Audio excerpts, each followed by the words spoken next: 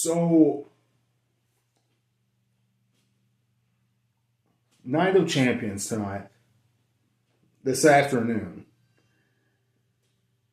wasn't a bad show. I mean, it was kind of eh. If you missed it, you missed some important things, some different things, some things I'm glad they pulled the trigger on and did, aka Sami Zayn becoming the WWE champion. First time ever.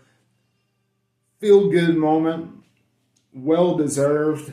Kind of that Mick Foley type moment. Been wrestling for so many years. Never had the WWE title. Had all the other titles.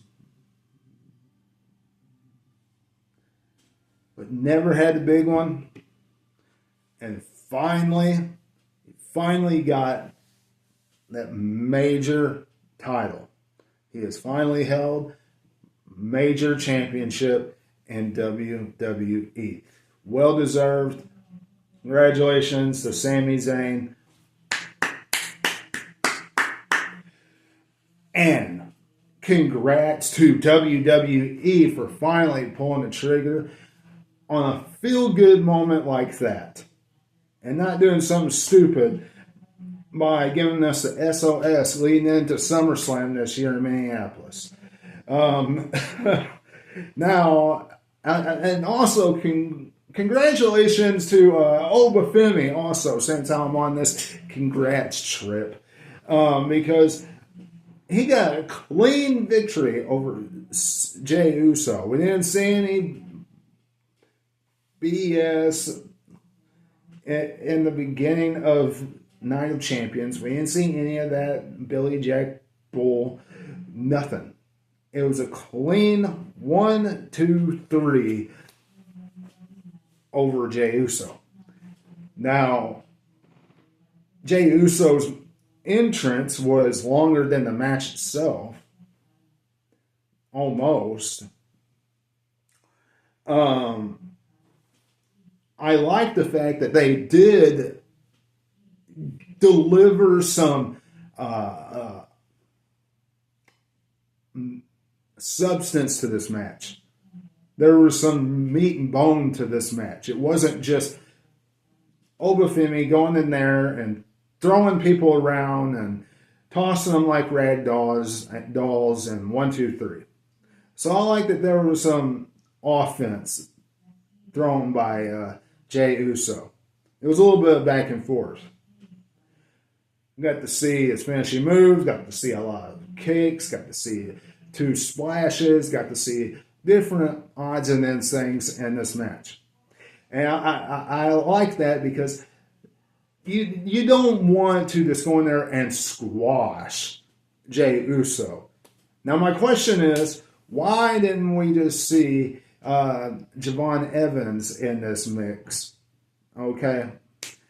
That is one question I do have, because at least if we would have had Javon Evans, we would have had 2 up-and-coming stars that were trying to make stars.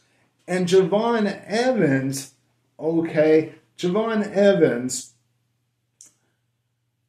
even losing in the finals would have made him even bigger than what he is now. Yes, wins and losses do matter. But when you put on certain performances, it overlaps the loss sometimes. And that would have gone a long way for Javon Evans, because Obafemi and Javon Evans have great chemistry. They've faced each other before, and those 2 you are trying to make new stars out of. Jey Uso losing here, or even winning here, does absolutely nothing. He goes back to Raw and does SOS with the Bloodline. Or, I can't even say I'm planting this, but I am, because this is WWE we're talking about. Or he goes to, or Roman sends him to SmackDown and he challenges Sami Zayn. And we have Sami versus Jay at SummerSlam. That's a possibility. And then Oba chooses Roman Reigns. But I can't see Obafemi choosing Roman Reigns for a SummerSlam matchup with only a 5-week build. Do you know how ridiculous that would be? To waste a match like that on a 5-week build? Seth Rollins versus Roman Reigns with a 5-week build is something everybody can live with. And it is a SummerSlam main event. And it already has the story. It has the story there. Do not put Obafemi up against Roman Reigns at SummerSlam. Do not do that. Obafemi versus Roman Reigns needs time to breathe and grow and give a proper story, because the story will help build the match up. And then they will deliver a great match. Don't make it where it's a 5-week, nothing build, where you have to come up with a bunch of BS and try to sell us on it.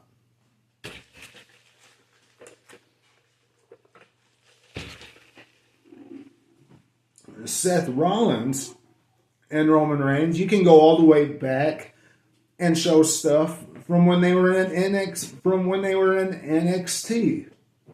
If you really wanted to build it. Because Roman Reigns has never beaten Seth Rollins 1, 2, 3. He has never pinned Seth Rollins 1, 2, 3. Never. Now he has beat him. I was at a show where he did beat him. Royal Rumble 2022. Roman Reigns beat Seth Rollins. Not 1, 2, 3. It's never pending. And that's the story they're going to go with. And they need to bring up the bloodline. They need to bring up the Shield. They can bring that back up. Bring back NXT and how they brought all that, how they brought it up there. Make it worthwhile. Don't make this complicated. It's not a complicated deal. If you want to make it interesting, have Obafemi face Seth Rollins at Saturday night's main event,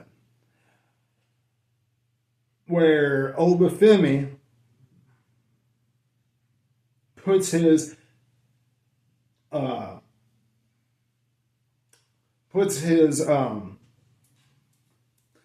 title shot on the line, because Seth Rollins wants to face Roman Reigns, so he puts his title shot on the line, and that's where Brock Lesnar strikes, and then poof, we got a match for SummerSlam, if that's the direction they go. And then what they do from there with Sami Zayn, if the winner faces Sami Zayn or whatever. Whoever Sami Zayn faces, I don't know. I don't know if it would be a rematch with Cody Rhodes or who. I don't know. But I know those are some good possibilities. What I do know is Gunther versus Brock Lesnar, though, is not a good possibility. Is not a good scenario. We should not do that. Gunther has made to be look like dog crap.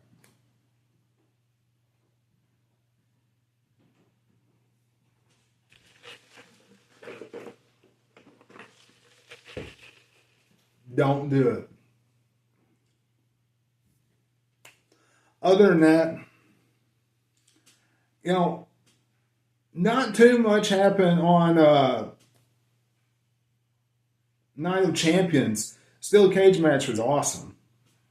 I mean, steel cage match was a great matchup. I really enjoyed it. Started off a little slow, really picked up. I like how they incorporated the weapons in it. And one thing I'm going to say is Brock Lesnar versus Roman Reigns in a steel cage match is the first steel cage match ever. Seth Rollins versus Braun Breaker is not. And another thing, okay?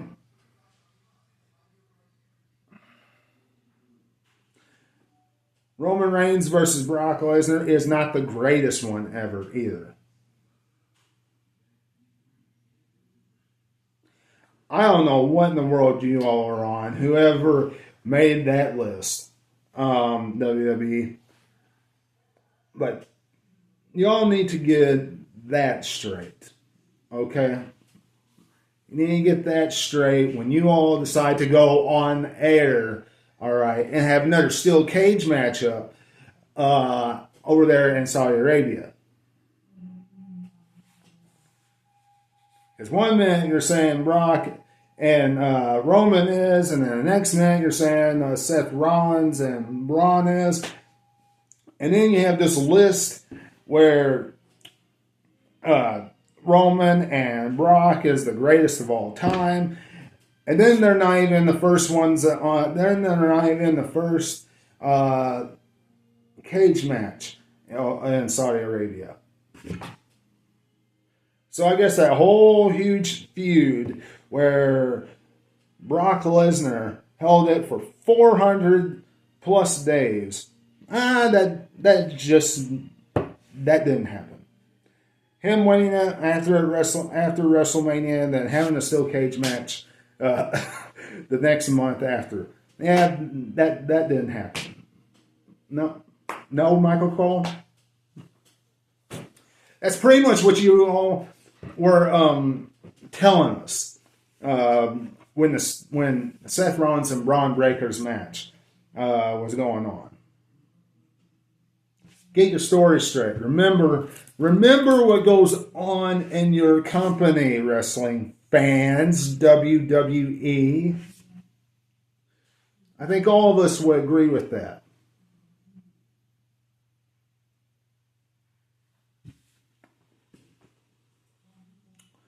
But outside of that, not too much happened.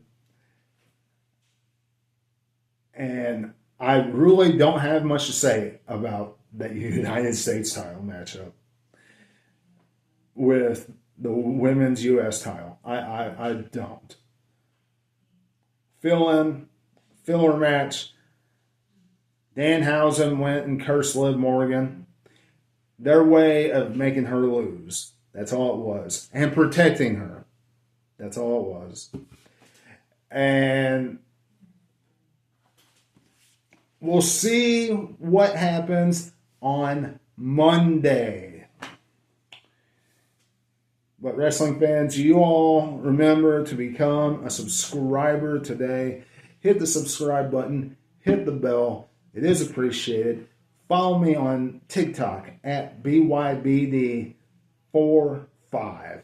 That's at BYBD45. Let me know what you're thinking about everything that went down on Night of Champions in the comments below. Let me know. I'll be reading them. Okay? I read all this stuff, so let me know what you're thinking in the comments below. It is appreciated. And guys, until I see you again, this is Webby, and I'll catch you all on the other side. Talk to you later.